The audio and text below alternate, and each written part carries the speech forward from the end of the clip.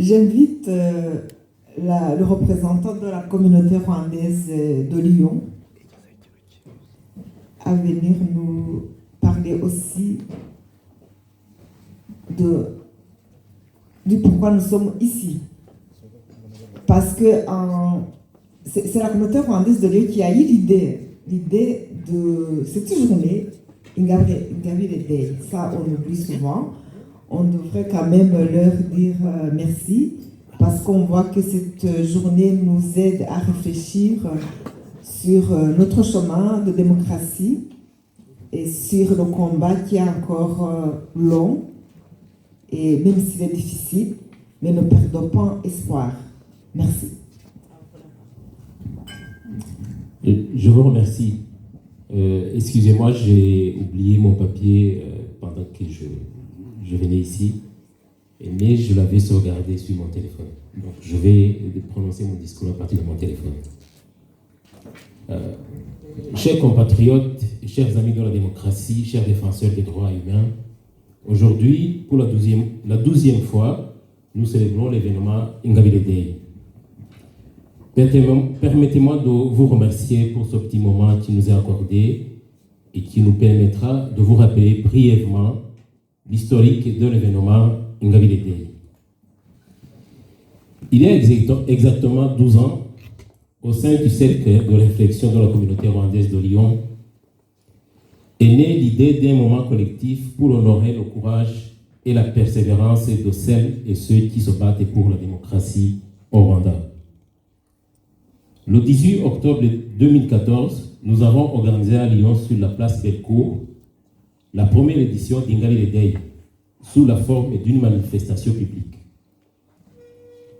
Ce fut un succès marquant.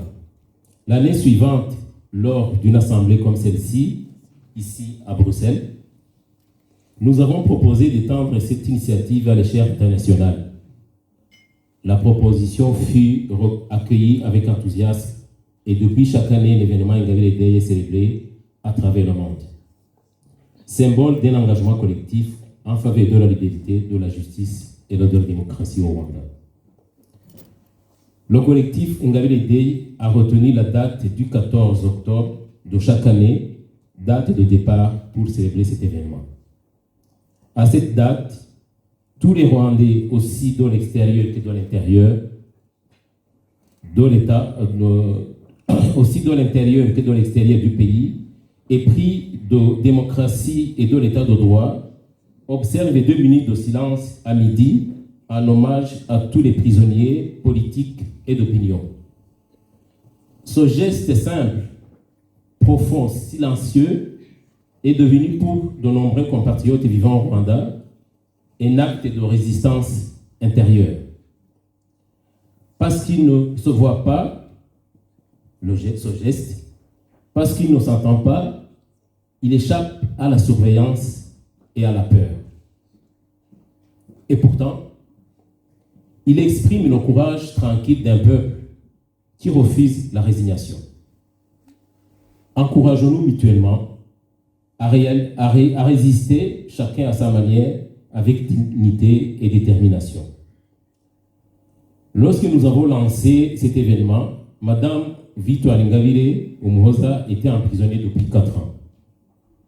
À la sortie de la prison, je dis bien à la sortie de la prison, l'événement a naturellement continué et Madame Ingabire elle-même nous a encouragés à le maintenir car elle partageait notre combat pour la libération de tous les prisonniers politiques et d'opinion qu'elle avait côtoyés derrière les barreaux.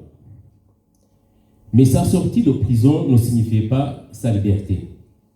Elle vivait sous surveillance constante, interdite de quitter le Rwanda comme tant d'autres citoyens, réduits à vivre dans une prison à ciel ouvert.